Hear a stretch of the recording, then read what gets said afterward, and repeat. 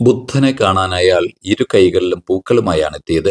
അയാളെ കണ്ടയുടൻ ബുദ്ധൻ പൂക്കൾ താഴെയിടാൻ പറഞ്ഞു. ഇടത് കൈകൾ കൊണ്ട് പൂക്കൾ നൽകുന്നതിലെ അഭംഗി മനസ്സിലാക്കി ആ കൈയിലെ പൂക്കൾ താഴെയിടാനാകും ബുദ്ധൻ പറഞ്ഞതെന്ന് കരുതി അയാൾ ഇടത് കൈയിലെ പൂക്കൾ താഴെയിട്ടു.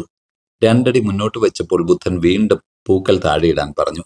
ബുദ്ധന് പൂക്കൾ ഇഷ്ടമല്ലെന്ന് കരുതി അയാൾ വലത് കൈയിലെ പൂക്കളും താഴെയിട്ടു. എന്നിട്ടും ബുദ്ധൻ പറഞ്ഞു, അത് താഴെയിടൂ. ഒന്നും മനസ്സിലാകാതെ നിന്ന് അയാളോട് ബുദ്ധൻ തുടർന്നു, നിങ്ങൾ നിങ്ങളെ തന്നെ അവിടെ ഉപേക്ഷിക്കണം. എങ്കിലേ ബുദ്ധൻ ആരെന്ന് മനസ്സിലാകൂ. അല്ലെങ്കിൽ കുറെ പൂക്കളും തന്ന് ഞാൻ പറയുന്നത് കേട്ട് നിങ്ങൾ നിങ്ങളായി തന്നെ തിരിച്ചു പോവുകയുള്ളൂ.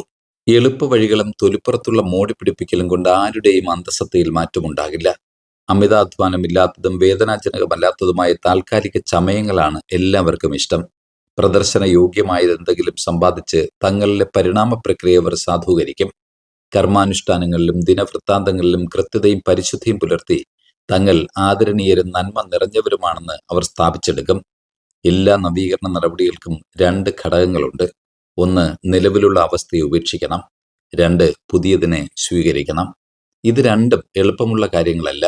പൂക്കൾ വിതറാനും പാദരക്ഷ അഴിച്ചുവെക്കാനും ഒരു ബുദ്ധിമുട്ടുമില്ല. ഈഗോ ഉപേക്ഷിക്കാനും സ്വയം പരുവപ്പെടുത്താനുമാണ് പ്രയാസം. അപരനെ നേരിൽ കാണുമ്പോൾ മാത്രം നല്ലത് പറയുകയും അസാന്നിധ്യത്തിൽ അപവാദം പറയുകയും ചെയ്യുന്നത് കപടനാട്യമാണ്.